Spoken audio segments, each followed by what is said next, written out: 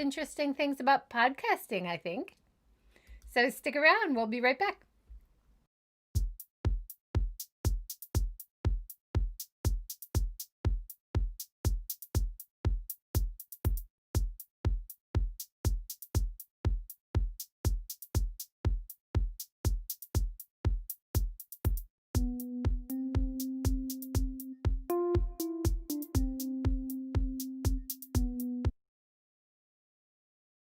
All right, and we're back.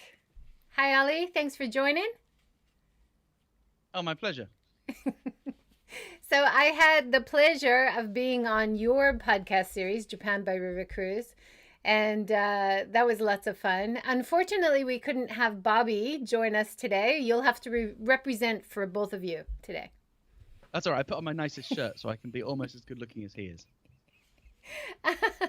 So we've had Mary join us already from Periscope. Hi, Mary. Thanks for joining. She says, Hello, sounds Mary. great. Good. I'm using a new Thank you. microphone system, and Ollie is Mr. Professional Audio, so it should be a good audio one today. I had a choice of 3 different microphones I could have used for this. 2 dynamic, 1 condenser. Thank you very much. What did you choose? What is that? I chose the easiest one to set up because, to be honest, I actually was a bit late setting up. So this is just USB straight into the computer, but it sounds good, doesn't it? Sounds really good, and it's all about the sound. So yeah, well, not all about the sound. We can't just make any noise into our nice microphones. So thanks for joining us on Facebook, Twitch, Twitter, Periscope, and YouTube. If you have a question or comment, please add it below. We'll try to add it in. Ollie is a stand-up comedian, so you're really quick on your feet, right? We can add in any question you can answer. Well, I was a stand-up comedian until stand-up comedy became functionally illegal. So maybe I'm a bit out of practice. Well, let's talk a little bit about your background before we get into Japan by River Cruise. So let's start it from when you came to Japan, because I'd love to focus on that a little bit. You are nani shini point. So the first time I came to Japan was in a high school trip. So believe it or not, my school offered Japanese, and it's very rare for a school to offer Japanese. But the reason that they introduced it is a bit suspect, which is my school was a mixed ability school, and they also really cared about foreign languages because the old headmaster really enjoyed speaking foreign languages, and my school had a lot of people with special educational needs or dyslexia, and they were like, well, why don't we bring in a visual language, because that's presumably easier for them, without really thinking about it too much, I think. So what happened was there was a load of people who were not doing well at French, not doing well at German, all learning how to, they would call it draw pictures, right? But it's just so happened that I had to take 2 languages. I did French, and then you had to pick another one. Chose Spanish, hated it, like properly hated it. Had some suspicions about my Spanish teacher, which I don't want to say too much, but let's just say there was a newspaper article with a sex ring and a death that she was loosely connected to. So my 13-year-old self was right.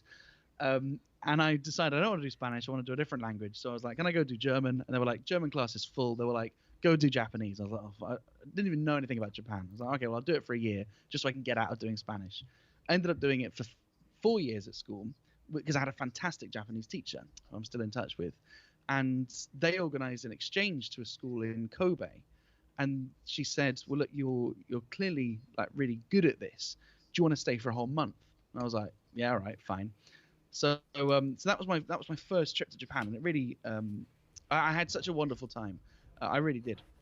Stayed with a very nice host family. Could barely speak the language. Really knew very little, but enjoyed it a lot. And then from there, I never had any ambition to move to Japan. But I always kind of thought it'd be a nice, fun thing to speak the language. I then entered a competition for high school students in London on speaking Japanese, and the only reason I did that was because I thought it would be a string to my bow when I apply for universities. I was very just calculating about it. Came second, and I was like, that'll do. And my Japanese teacher was like, no, that will not do. She was like, you're going to re-enter next year and come first. And I was like, I definitely don't want to. I don't need to. No professional reason to do so. They gave me a camera too as second place prize, which was better than the first place prize. then anyway, she made me re-enter the next year only on the basis that she said, when you drive home from school, come near my house and I'll cook you Japanese food whenever we practice. So I'd go like have a katsu curry, and then she'd make me recite my speech.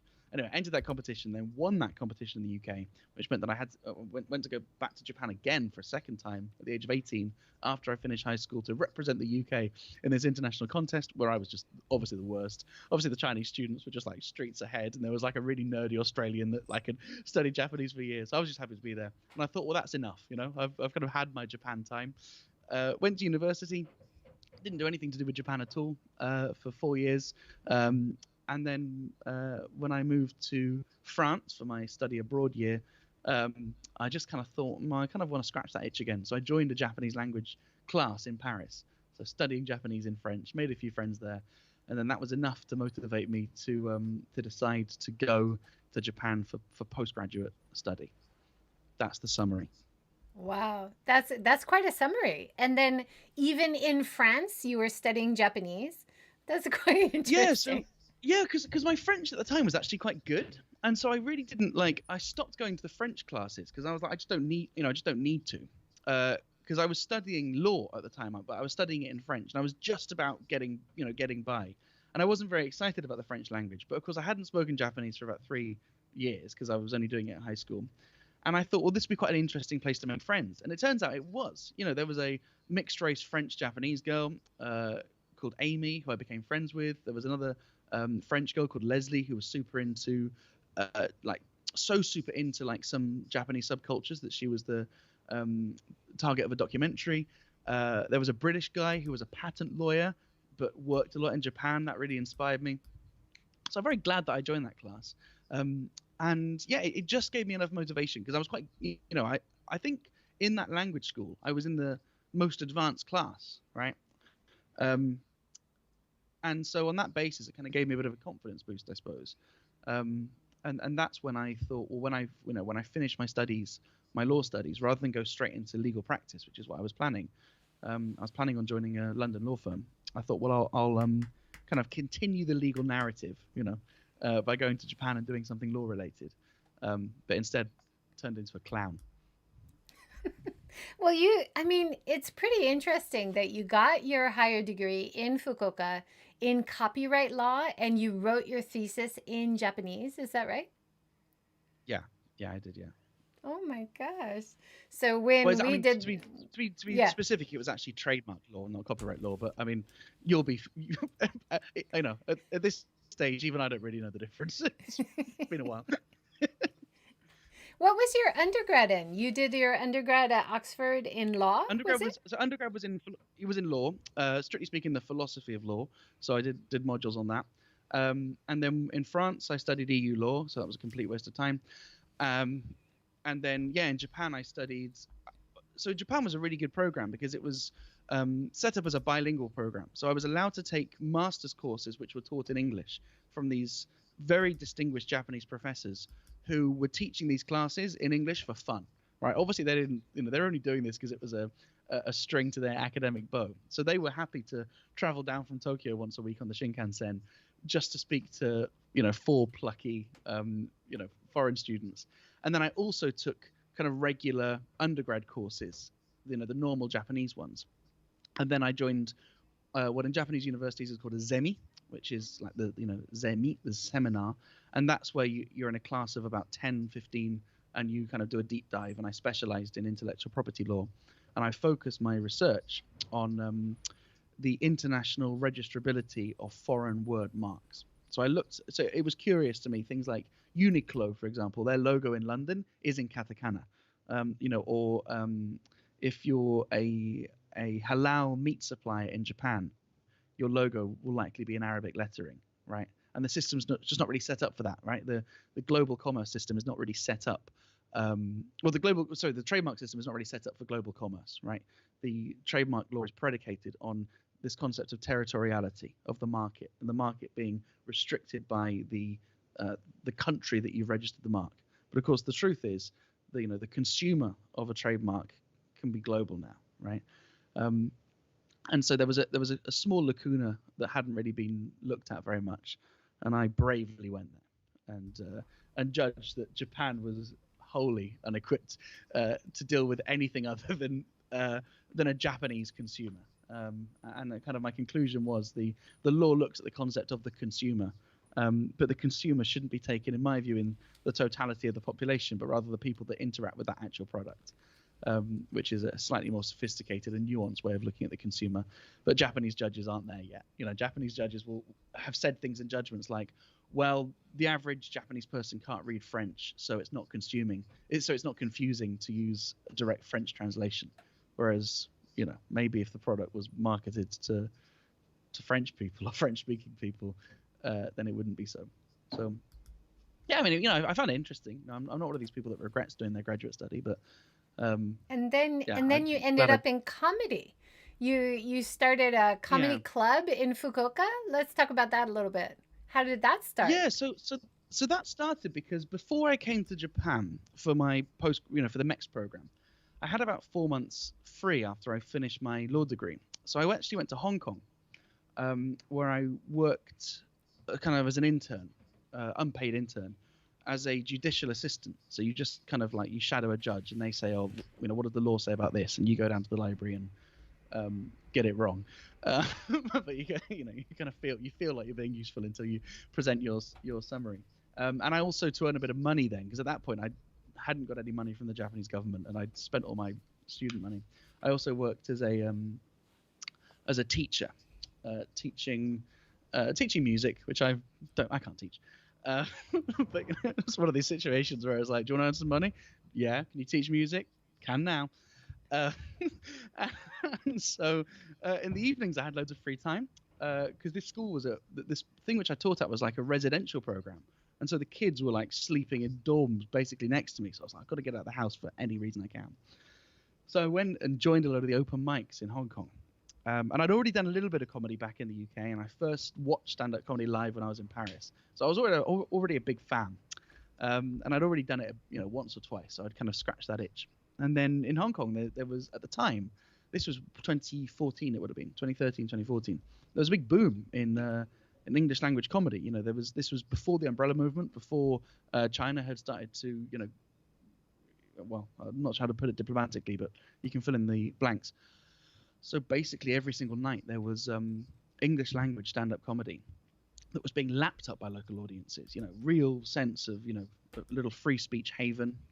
And so I did it a lot. I just did loads and loads and loads of gigs. And when you're enthusiastic and, keen, people do put you on gigs. And so I got loads of experience doing it there.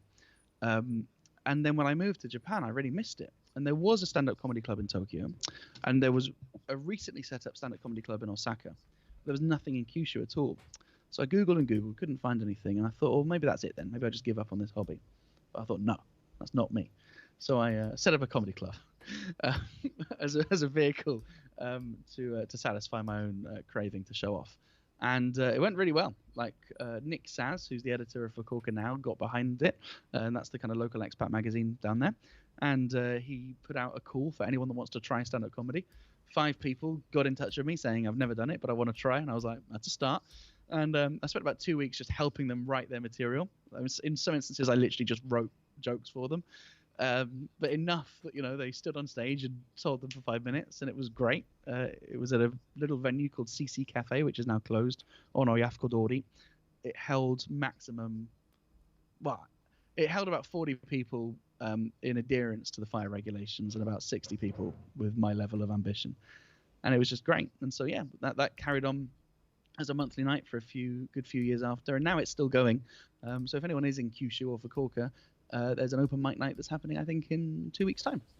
That's awesome. So are they switching to like an online comedy Fukuoka version? So now it's the first open mic in person, but we're going to do it socially distanced. So there's going to be, less people can turn up than normal. And I think we'll be encouraging the use of masks, certainly in the audience. But no, I personally have done some online stuff. I've done some kind of online MCing and some Zoom gigs, but I can't say I enjoy it terribly much. It's not the reason I got into comedy. I got into comedy, I think, broadly for the lifestyle and to show off. And you can't really get that on Zoom. And of course, we've had Fukuoka Now founder on this series and talking Great. about all the great stuff that he does. It's great to hear that he was a supporter for getting that started. I also found a Yeah. picture of Bobby Judo. Is that where you guys met? Well, that's a great bit of investigation. Well done. So he asked me. He said, "Look, I'm gonna profile you for the magazine because I want to support this." So actually, he was very supportive. He gave me a list of about 5 different venues in Fukuoka that I should look into because I'd only been in Fukuoka for a couple of months. And also I was really worried about treading on toes. Like I remember being really nervous that someone was already doing this and I was going to wind them up. So I sent a message to Dave Gutteridge in Tokyo, who ran the Tokyo Comedy Store, and I sent a message to Ed Daggers, who ran Raw Comedy in Osaka, to say, none of you ever do one-off shows here, do you? Neither of them replied to me at the time.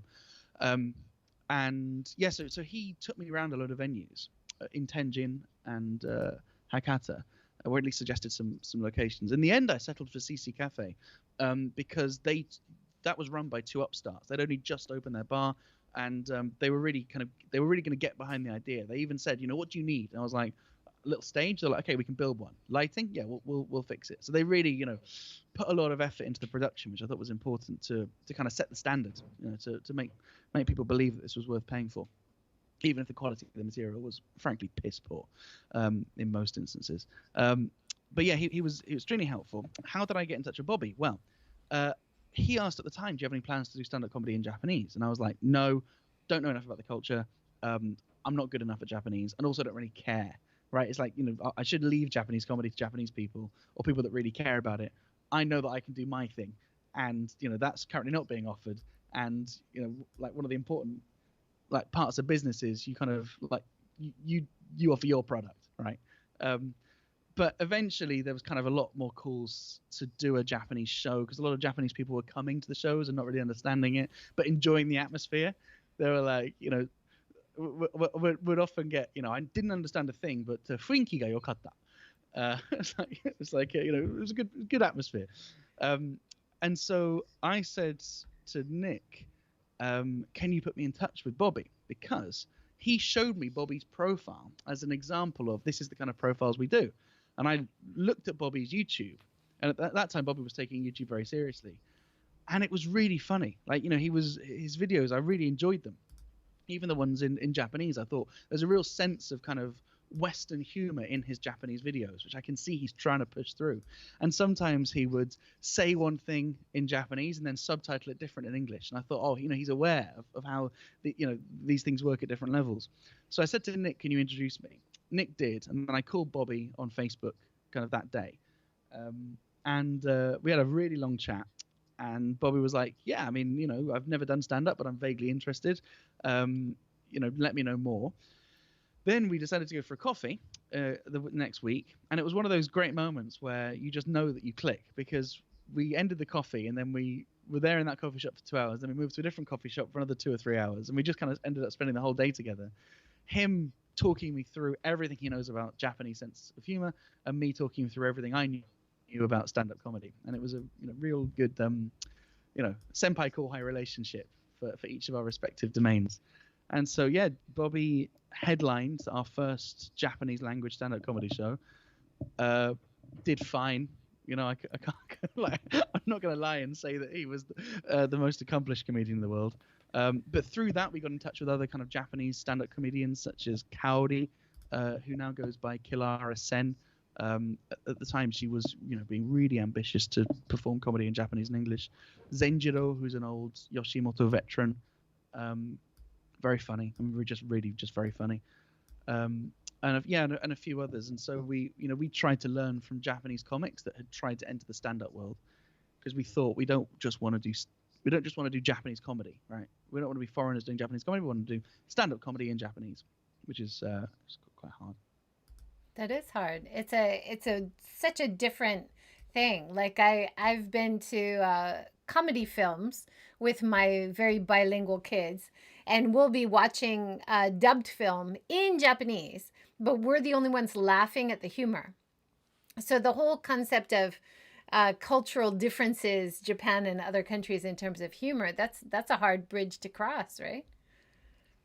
Yes, and also I don't think it's just about the sense of humor, but I think it's about the patterns of comedy that you're used to. And something that Bobby explained to me in that first chat was the Japanese idea of the boke and the tsukomi, right? Which is how manzai is structured, which is loosely translated the straight man and the funny man.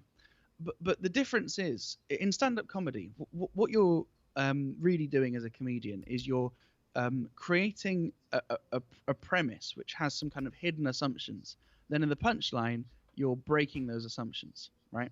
And so I've actually just been teaching a stand-up comedy course, and this is an example I gave. Jimmy Carr's joke, which is at the end of the show, I'll often have fans knocking on my dressing room door, and sometimes I'll let them out. Now, the reason why that's funny is we're imagining they're on the outside of the door, but then he, quickly, if that were a Japanese joke, the tsukomi would have to say, "Hey, you're not supposed to keep your fans on the inside of the dressing room." Like, the point where we laugh, the point where the audience are encouraged to laugh, is just slightly later. It's when the implicit is made explicit by a comedian. Whereas stand-up comedy is most of our job is we kind of make that that's implicit, and it's up to the audience to do a bit of intellectual heavy lifting. So that's the main problem that certainly I found doing stand-up comedy in Japanese, that whereas my comedic instincts were to leave a kind of a ... and you to work out, oh, that's not what he actually means, or oh, there's some kind of irony, or oh, he didn't mention that in the setup. In Japanese, in manzai, which is kind of the grammar, the pattern which the audiences are used to, it's all made explicit. And so you have to change the structure of your joke, where you have to say, maybe I shouldn't have done that, or oh, maybe it was a wine bottle after all. Whereas an English-speaking audience, one that's used to stand-up comedy, would have already have known that, because they would have already tried to work out the logic. That's cool. I noticed I'm a bit rusty when I was talking to you guys, or when you tweet after when we were talking about cruise ships, which on the podcast that I did with you guys is very obvious that I'm not a fan of cruise ships. And then in your tweet, you said, yeah, we hate the ocean too. And my reply was, no, I love the ocean. And then as immediately upon sending it, I was like, damn it. That was a joke.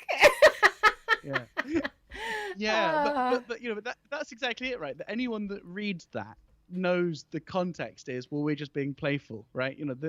That however, you're right. If we were to write that in Japanese, you would probably put an open bracket wara symbol. You'd probably put the kanji for wara to show that you're being ironic. I mean, irony, people falsely claim that irony doesn't exist in Japanese. It does. It absolutely does. But I do feel that it's just used less often, so people are less aware that it's about to be used. Yeah. I think that's true. You have to be more obvious about, I'm going to make a joke now, or this is going to be ironic, maybe. Let's talk about how Japan by River Cruise started. So you guys started it last year, 2019 in June. Is that right? Yeah. Yes. If that's what you say, yes. That's the research. Yeah. I think that sounds about right. It would have been a few months before I went to the Fringe Festival. Yeah. So yeah, that sounds right. And it seems like at first the episodes were just you and Bobby talking about news, talking about things, kind of having an audio version of a comedy show. Is that right? Yes. I mean, so the reason that we set it up was, at that point, it was fairly obvious that I was out of Japan for good, because I left Japan kind of fairly hurriedly. What had happened was I'd started to kind of just do more and more outside of Japan. I was spending weeks, sometimes months at a time outside of Japan. And I really wondered whether it was worth going through the expense of renewing my visa. And an opportunity came up for me to go to San Francisco for 3 months. And so with a week's notice, I packed up all my stuff and, well, I did a very unsustainable thing. Took all my stuff to a tip.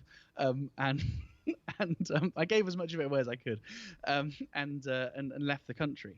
And when it was obvious that I wasn't going to come back, I did kind of miss thinking about Japan and talking about Japan, because that was my world for 4 years. And Bobby is a good friend, and we have, in my view, quite interesting discussions, because we don't agree on everything. I mean, we really don't agree on everything, and sometimes that's the source of conflict, but I think it's a very healthy conflict, because we respect each other. And so I thought he would make a good podcast co-host. I knew I wanted to do a podcast that encouraged me to be funny, because I did at that time just start another podcast, my first podcast after my first breakup, um, about food, which I'm really into, and I talk to people, I talk to home cooks about their signature dish, and it's a great show, and I really enjoy doing it. But my interview technique is to ask a question and shut up, right? And that's very, very, as you can tell, it's very different to how I am in real life, which is, I just love talking forever. Um, so I knew I wanted to do something which was kind of topical and which gave me a deadline to kind of write material. So yeah, it was me that pitched it to Bobby. I said, look, I'm thinking of doing a podcast. I think we could do it remotely. I think there's ways in which we can both remotely record and I can edit together. I haven't really thought about it. And originally we were going to do something about the Japanese language, kind of making sure that I don't forget the language. But then we thought, actually, that's not really a good enough hook. Really, we should be talking about what we know, which is our lives, the entertainment industry, and Japan's relationship with the outside world. And so the name came about, as you know, because the show is all about Japanese river cruises. That's what we tell everyone. The name came about because Bobby and I was often late for meetings with Bobby, whenever we'd meet in person, or for anything really, and we'd come up with different excuses like why we were late. I was really sorry I was late. I couldn't decide which family chicken to get, or come up with a bad excuse. And the one which made us laugh the most, like what's the worst bad excuses? Oh, I'm so sorry I'm late. I just took a quick river cruise. Why are you 2 hours late? I just took a river cruise. I'm so sorry. And so just purely on that basis, the name stuck. So have you had, because I'm focused on the tourism industry and giving advice to travel destinations and businesses, how they can attract more international customers. So when I first came across it, which I'm sure happens a lot to you guys, I really thought you were just talking about river cruises in Japan and we don't helping get them promote as much, tourism. But we used to get emails. We used to get emails on the homepage asking for recommendations. I think it was like fourth or fifth email we ever got was someone asking about cruises to Korea, which it would not be a river cruise. So they obviously haven't read in much detail. Well, yes. So I have once taken a river cruise in Japan. Not the old. No, I've taken it twice. I've taken the Yanagawa one. I took that with a lawyer that I was interpreting for. Didn't think much of it. And I also went. There's one in Hakata Bay, which I went with a friend. Again, rubbish. I mean, we were laughing the whole time because of how bad it is. The tour guide didn't say anything other than like we're now entering an industrial park, and like the bay in Hakata is just it's like heavy machinery, and there's just nothing beautiful about it. Well, you have to come to Hiroshima because we actually have really beautiful rivers. We have a sup industry where people rent subs, and I think I've reviewed the Hiroshima on the show. Well, Bobby and I would like to do some actual cruises. We want to do a podcast on a river cruise. I mean, that's obviously the dream, isn't it? Right? That's the end goal. Once that happens, awesome. We'll then both fall in the water and call it a day. So at first, like I said before, you guys were just talking, the two of you, and then you started inviting guests on and focusing on social issues, politics, anything that kind of you guys are interested in talking about. And when I was on, you guys were asking really good questions. So how do you choose your guests for the show? Or can you tell us a bit about why you decided to ask for guests to come on? Yes. So we never planned to have guests, but we had one or two on. And I think when we had Sophie Hardison on, who is a blogger, she's mixed race, and she's just very opinionated, and she's just very funny. And I knew her quite well because she used to work behind the bar at a venue that we did comedy at, and we always got on. And so I always think back at that was a good episode, and that's kind of what encouraged us. I think it got to the point with the show that we absolutely could do the show just two of us, but the quality of the conversation week by week wouldn't have improved. because eventually you start to use all of your really insightful anecdotes and really good stories. I mean, we realized that we were starting to build a bit of a listenership, and having a guest, does challenge you, right? It definitely challenges you, because often a guest will come with their own agenda, and you need to be respectful of that, right, and give them their platform for that. But also, there's just no point in you being an interviewer unless you, unless you represent your listenership, right? And so the reason why we went for guests, why we decided to do guest week on week, was it kind of just increased the quality of our conversation, because it meant Bobby and I had to work harder. And we do, unlike some other podcasts. And I've been goaded on Twitter to throw shade on other podcasts, and I won't, because they know who they are. Don't do any prep at all, right? Like, I noticed you've done your research, you've checked what's on the internet, and so we have a script. We write our jokes, So this week we're talking about, sneak preview. We're talking to a Japanese comedian who lives in America, and we're going to talk about the election. And we're going to talk about Trump's support in Japan. So I've started to, write my jokes on that. And often they don't get used in the course of the conversation, right? But sometimes there's a chance to. And yeah, whenever we get a guest, we will often ask a guest for a reading list. So it's very common, particularly when we get journalists as guests. We say, send us your articles which best summarize what you're about. Next week after Saku, we've got another guest who is in a field that Bobby and I already know quite a bit about. So we're saying, send us something which you think we might not know. So yeah, we do put the work in, because I don't like the idea of just creating a show that's only useful that week. And something that we realize with a guest is we can kind of create these evergreen episodes where, although it is linked to the news, you can listen back and get something from the episode. And as a kind of a podcast growth strategy, horrible words, but you got to be realistic. What's the point in doing it if no one listens? What's nice is we notice we get a listener, and often they'll go back through the back catalogue, at least 15, 20 episodes. So that's interesting, kind of watching the metrics kind of grow almost exponentially, because you bring on one new listener. And often, by the way, having guests means you bring on listeners, right? And that's another thing that we hadn't really considered at the time, that a guest will bring their audience with them. Most of them won't stick, but some do. And so, yeah, that one guest will then kind of listen back to, and that's how the download numbers increase.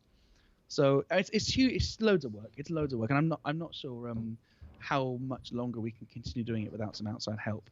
But we can't really pay for outside help until it starts earning money. So it's a bit of a catch-22. But for now, we're just working really hard. It's a good day's work each a week, comfortably. Yeah. And how often were you doing it? You've done 55 episodes or something, is that right? Yeah, so we took a break. We took a break over Christmas last year, a New Year, partly because I got sciatica and I just had no mood to do anything. I was really down in the dumps. And so we joke on the show that we always plan to stop at episode 22, because that's logical. Like we very stubbornly insisted that was season 1. No, so we're now on, we're recording episode 60. We've been going for, as you said, just over a year and a half. So yeah, we've taken a few breaks, but now we're pretty consistent. Every week there's an episode, and now we're at the stage where if we don't release an episode on time, we get messages saying where is it, which is quite a good sign. It's annoying, but it is quite a good sign that people plan their Fridays around listening to the show. And there is a way for people to support you guys, right? Like, you do coffee, is that right? Yeah, buymeacoffee.com. Yeah, so that started because we, as you know, we record for a lot longer than we release, and the guests always have something interesting to say that doesn't make the episode. And so all this stuff was just on my hard drive, and I thought, we've got to do something with it. We can't just leave it there. So that's when I had the idea of putting that as kind of a bonus for people that pay us some money. And so, if you donate $5 a month, which is like $1 an episode, you get the episode early as we can get it to you, plus these bonus bits. And some people do, and I really appreciate it. I know we're quite flippant on the show, that we're kind of almost hostile to the idea of having people that like what we do. It's very, very humbling that someone pays for it, and they don't need to. And I'm pretty sure there are some people that pay and don't actually listen to the bonus bits, so they just want to support it. And I am a believer in this kind of 500 true fans. If just 500 people gave me and Bobby $50 a year, we could treat this as a job, or at least a part-time one. So that that is quite motivating. That if one person decides that you're worth giving money to, then there's bound to be more people like that person. But yeah, I feel the reason I say it every week is because I feel bad when I mention it. So now I've just made it a routine. I'll just say it every show, just to remind people. Because otherwise, if I kind of pluck up the courage every few weeks, it feels a bit dirty. But now I hear you. I hear you. I'm in the same boat, to use a river metaphor. Just looking, you don't get it. Just looking for ways that people can support what you're doing. I think when you're doing something like this and it's new and it's during coronavirus and you don't have a lot of other income that usually comes in, it's fantastic when people do, reach out and support you. Even on social media, if people share or like or comment or subscribe, yes, it does. It means a lot. It is very helpful. And I think what people don't realize is that when I'm just like you, right? The tourism industry's taken a big hit. Live stand-up comedy's taken a huge hit. I have been looking for other things to do, and having a podcast which has a listenership, even a modest one, is you can kind of leverage that. I can say, well, look, I've got these skills now, audio editing, and so I have. It has opened doors just doing it, and so I do think people underestimate quite how although it is just a follow on Twitter or a like, it is helpful. And also I kind of hope. I recorded a comedy show last year all about Japan called Pig in Japan, which is basically me summarizing to an audience that doesn't know anything about Japan what my 4 years in Japan was like, and also kind of trying to talk about other things as well, less marketable things, but things I wanted to talk about. And the hope was this show would be available on Amazon Prime, but unfortunately, due to some copyright issues, irony of ironies, that's just not going to happen because I used clips in the show that I couldn't get clearance for. So I've decided, I self-funded this, so I've decided to save money, edit it myself rather than pay an editor. So I'm now learning how to do that, and sell it. And I just hope, my plan is to sell it in December this year. And I hope that when I do so, people that support the podcast might be interested in buying it. And so that's kind of been in the back of my mind that, well, it's not just, if they're invested in the podcast, they might also be invested in Japan and the themes I talk about in the show, or, dare I say, me and Bobby, as individuals. And so, that's something that's kind of motivated me too, that, once you have a load of people that are kind of supportive of what you do, they might be supportive of you irrespective of the exact project. So that's what I hope anyway. Absolutely. I saw some short clips from that Pig in Japan, and you're talking about the kanji on a restroom, which is in the clip. Yeah, I like that joke. Yeah. Why don't you clip, tell by us the way, that? went viral in Nepal. That's got Did 500,000 views in Nepal for no good reason. Because I did the show in Nepal and I put that clip up and shared it to a few Facebook groups. And sometimes it captures the imagination of people, right? So it got shared something like 500 or 600 times.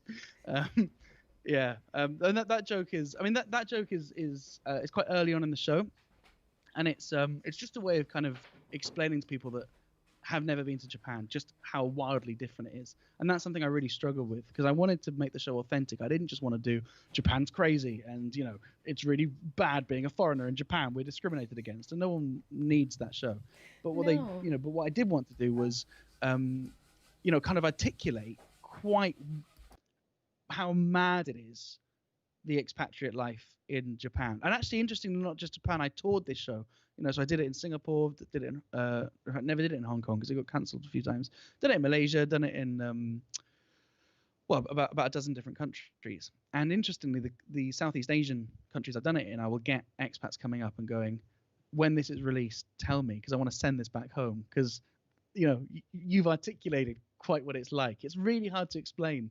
We've got a great life, but occasionally we're driven absolutely effing mad for reasons that simply can't be explained. certainly to a few people, it seems to have done the trick. It seems to have done what I wanted to do, which is like my mum and dad have never been to Japan, but they watched the show, and I think they got a sense of why it is I moved there, what the appeal is, why I ultimately left. The show explains why I left, in a slightly dramatized version. But yeah, I mean, I'll send you a copy when it's finally edited. I mean, I'm waiting on my video editor to get his ass in gear. That sounds great. I'd love to hear more of it. I've only seen short clips, but yeah, it'd be great if you could get it out. And it's a shame about the copyright issues, which of course you know a lot about, if having only there studied was a copyright law act that could help me out. Let's talk for a second about Instagram, because you have an Instagram page. Of course, Bobby has an Instagram page. But your Japan by River Cruise Instagram page has 0 followers, 0 posts. What the heck is going on? Is that a ploy just to get people to click through? Well, the reason why we made the page was just because I didn't want the username JBRC pod to get taken. But it's enough hassle as it is to post to upload the podcast to all the, whatever it is, and also Twitter, and also, like we write full show notes for every episode, which we just don't need to do. And so like we have enough admin that we frankly can't be fucked with Instagram, but we just didn't want the handle to be taken. So we, I've just opened now. It says a weekly podcast where we purport to talk about. We don't post here. I mean, maybe one day we will. I mean, maybe when we take our growth strategy seriously, we will go multimodal. But no, I'm afraid the simple answer is we just couldn't be. And also my Instagram too. I used to really care about Instagram. Because sometimes when you get booked to do comedy gigs, they care about how many followers you have on Instagram.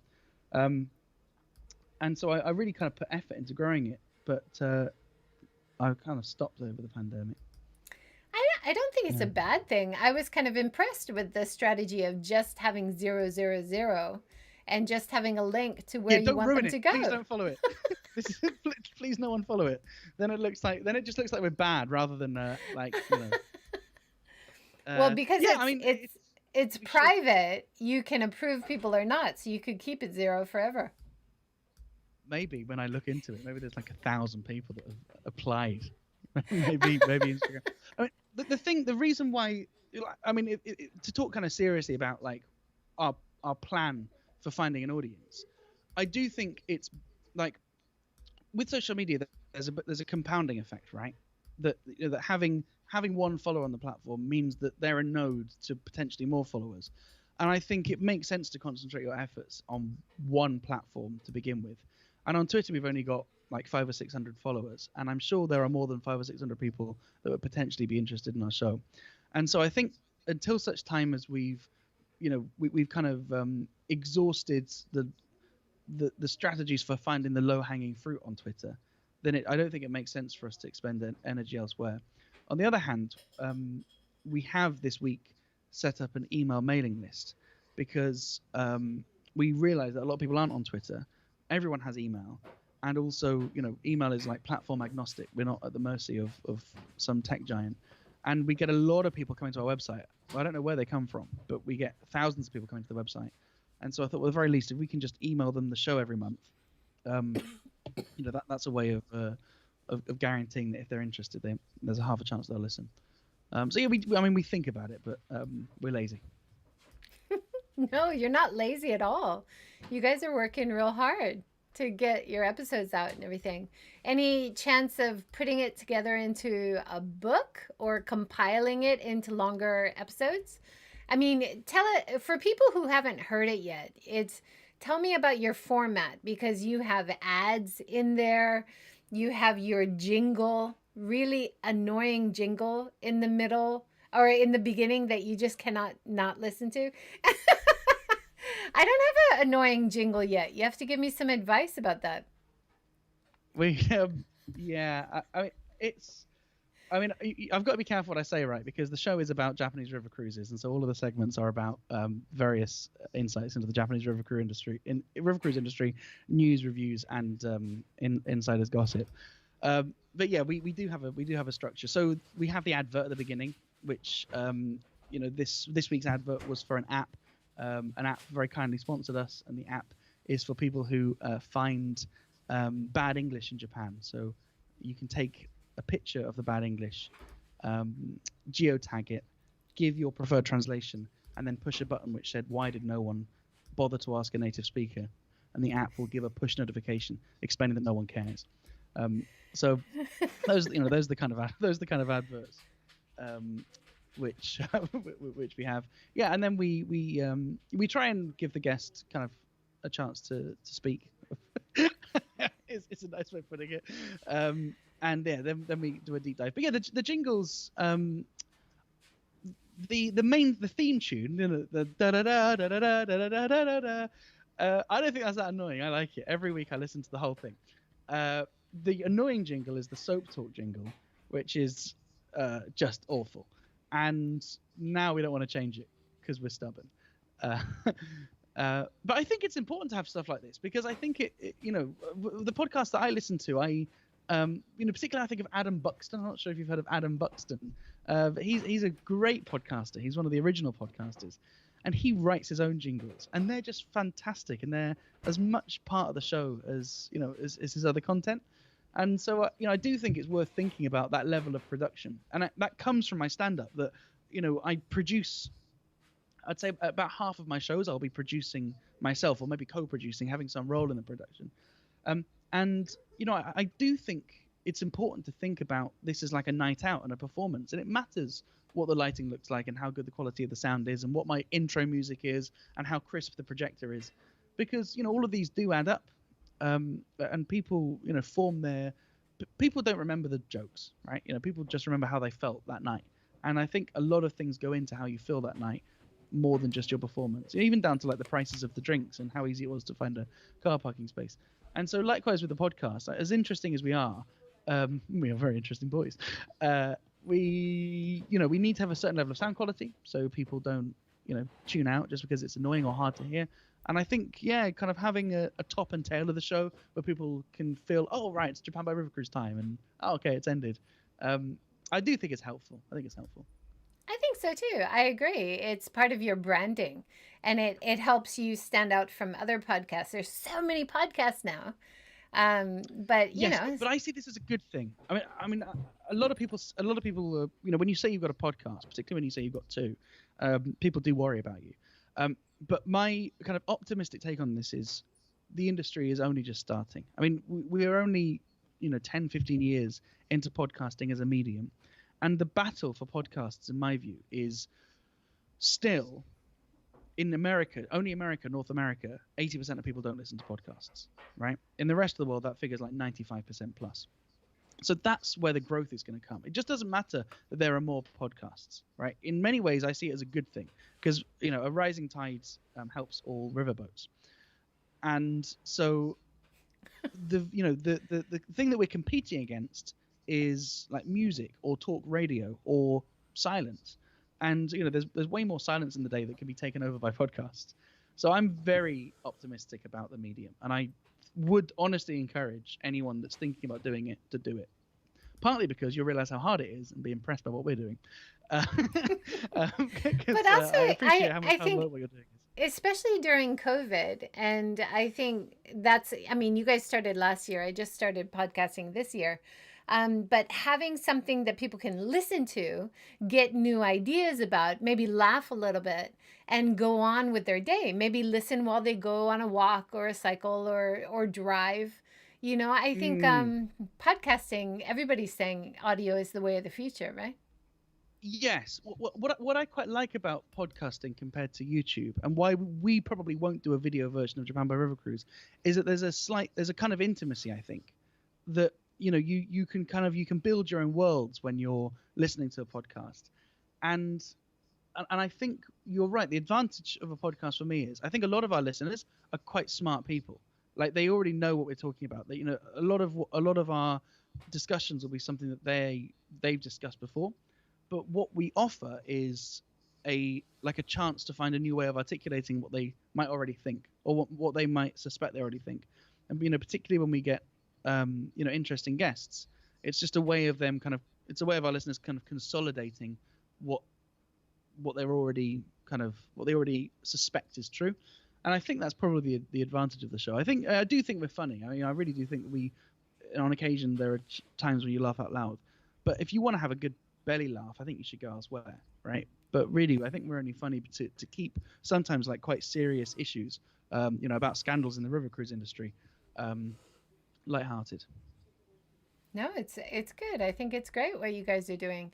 And you've talked about politics. You've talked about like the travel ban with Rochelle Kopp. You've talked about gender issues with the founder of Speak Her. You've talked about race issues when you talk to Baye McNeil, right? I mean, Yeah. you've really talked about a wide variety Yeah. of topics. I must say, of all the episodes, the Baye one was the hardest to make funny. I mean, that was in the wake of the Black Lives Matter movement, and actually, it's I feel a bit bad because we'd wanted to get Baye on for ages. Like I'd been reading his stuff since before I came to Japan. I was a huge fan, and it was just kind of quite sad that his appearance was so timely. I kind of wish that we'd had him on before the movement, because now the movement's happened, we can't ever go back to a time before it, right? It's had such an impact, and it's such a part of our conscience, and all of his work now is kind of framed, I think, through that lens, for better or worse. And I really, really like the way he thinks, and I think he's just the most excellent orator. And I think the way that he's able to reach quite a broad church for his views is extremely impressive.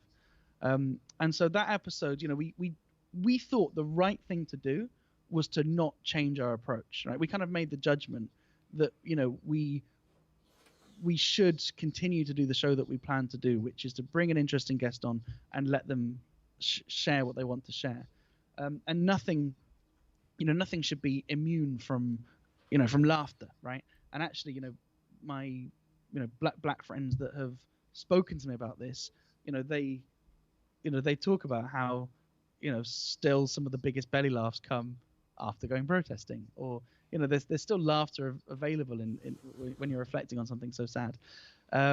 So that show was really hard. It was really hard to find that balance, and also additionally, the question is, what perspective do Bobby and I bring, right? We are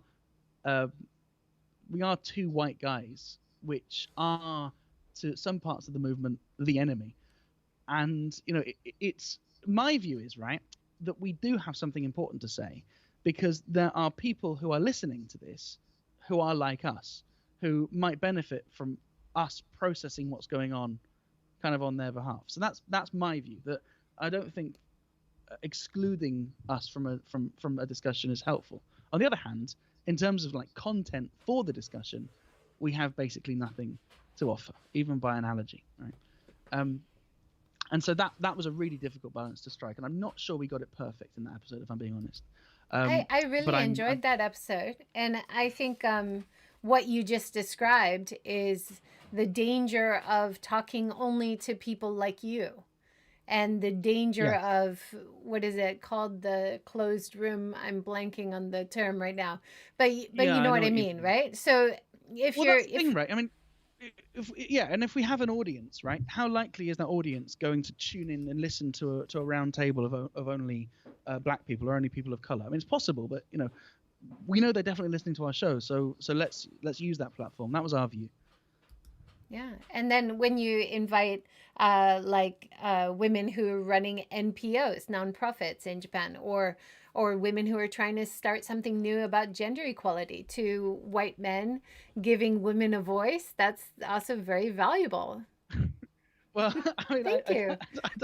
I don't think we need that much. But I mean, it's nice that you've mentioned this, because something that Bobby and I are aware of is, right, the thing we care about is making a great show. Like, we really want to have a good, and we care. You know, at the end of a week, we'll both listen back to the episode in full, and we will discuss whether we think it's a good episode. And a good episode, it is a lot of things, but I do think principally it's something which is interesting, and it's less interesting in our view to have someone on that parrots our views, because we can already do our views. And so we are conscious. I mean, it's not like we have, it's not like we're crazy about it, but we do spend more time inviting female guests than male guests. I mean, partly because we get more. We haven't yet had a single inbound approach from a woman, so we get plenty of men saying, "Can I come on the show?" And we've never had one from a woman yet, which is interesting. I mean, it might say something about us. I contacted you're the you exception. guys. You're the exception. Yeah. You're the first, which is great, right? Which is it's how it should be, right? Because you're great, and we said yes because you're great.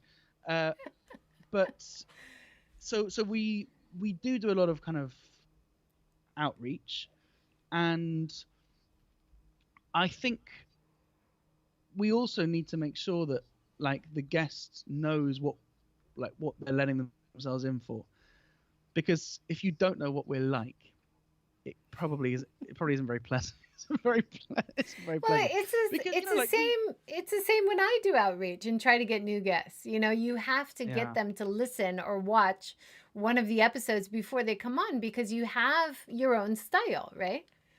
And you want to make sure they're comfortable with that style. Exactly. And also, like, we do want them to have a good time. We do care that it's been fun. But also, we do expect a certain degree of work. Like, we don't just want someone to come on and talk without having thought about what they're going to say, because it just makes for a worse episode. So I do feel a bit of a dick sometimes when you had it too, right? Where we kind of forced you to decide exactly what we're going to talk about, narrow down the discussion. Microphones as well, making sure that the sound quality was good enough. It's all part of the process, and I think most guests appreciate that. I would hope on your side. I certainly find that people are willing to do a bit of work to make better quality in the actual performance. Right? Yes, and particularly if you're right. If they listen to a show, they realize, oh, okay, well, this is edited. I mean, honestly, I think, like, both Bobby and I have worked in radio. I know the quality of production that goes into radio. Like, we produce more than many, like, mainstream radio shows. So, yeah. Well, we have a few more minutes, and because today is 11:11 and we started at 11, do you have any jokes about Poki or sticks or chopsticks? Any jokes about sticks? No, but I. Because my Japanese students always called it Poki Day. Today is called Poki Day. Yes. Right? Yeah. And I mean, maybe this day is a good analogy for Poki, because like, if we think about what 2020 could have been, the idea of Poki is this delicious treat, but the reality is you open the bag and it's half crumbs, right? It's like shorter than you expect, and you spend most of your time, like, kind of shaking the bag into your face. I think Poki is maybe an analogy for 2020, that the expectation is kind of better than the reality. That is a good analogy. Hopefully things are turning for the better, and perhaps your guest on this week's episode can tell you more insights from America. But I think most of us are celebrating that there's a new tide, a new turn. We are turning the corner, and hopefully attacking COVID a little bit more logically. Yes, it might. Yeah, I mean, in terms of COVID, it might be a little bit too little, too late. I did look at some data, which is that Trump had killed off enough of his base that he lost some some votes. Like, there was a couple of marginals where, if Trump's COVID response would have been better, they'd modeled it, and there would be more elderly Republican votes for him. So that's a bit sad. But honestly, I think the best thing that's happened this year, and I've been laughing at it just constantly, is the Four Seasons story. I don't think there's anything better. There's nothing There's nothing. You can't write comedy better than that, can you? Man, do you know what? You just can't. Like, I think, if you think about some of the best political satire, this absolutely would get vetoed. Not least because the more you dig into it, right, the more beautiful it becomes. It's like the people that took the call to take that booking, they didn't ask any questions, right? They were like, they assumed that it was because they had good access to the freeway. They didn't go. You don't mean the Four Seasons Hotel immediately said nothing to do with us. Yep. Don't come here. And then of course the lawyer that was on that makeshift podium, and the whole thing. I've been to bad open mics that had better production value than that stupid conference. That lawyer was the one that was recently disgraced in the Borat film, right? Was there no one better? And also the result was called by all the major networks just before the conference was about to start. So there were reports of press leaving the press conference before they'd even started. It's a great story. It's exactly what we want. But we shouldn't lose sight of the fact that the battle is not won. If we're looking for progressive politics, there are still 70 million plus people that see Trump as a good thing, and I don't think they should be ignored. And because we need to ask why, and obviously they're being let down by a system, and Trump is seen as an answer.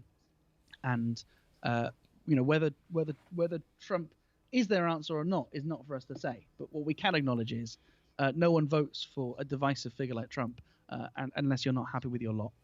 And I do think our responsibility now as people that are on now the winning team is to not make the mistake which Trump made for 4 years.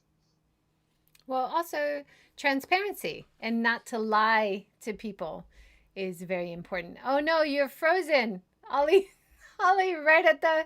Oh no, you're back. Okay, good. You froze for a second there. I'm being censored. I'm being censored. Oh well, we're at the 1 hour mark, so it's a perfect time to cut it off and say how much fun it was talking to you and hearing a bit about your comedy background in Japan and what you guys are trying to do with the river cruise. Yeah, I hope you can continue a bit longer. Yeah, I want to. I know it's a lot of work, but I hope you guys can continue a bit longer. We're not going to stop anytime soon. Maybe the moment Japan Times Deep Dive stops. Japan Times Deep Dive. Oh, you've not heard of it? Oh, okay. No. Oh, the Deep Dive podcast. Yeah, I did come across that. A moderately nautical name, which we're not happy with. So any river or water related podcast is kind of on your hit list, is it? That's our territory. All right. Well, we'll leave it at that. Thank you so much for joining, Ollie. And thanks, everybody, for your comments. And have a good day. Tomorrow we have a talk at 9 a.m. with Luvu Huang. He is an entrepreneur who started a bunch of restaurants around Japan. And we're talking about sustainable food. Should be good. Take care. Have a good day. Bye.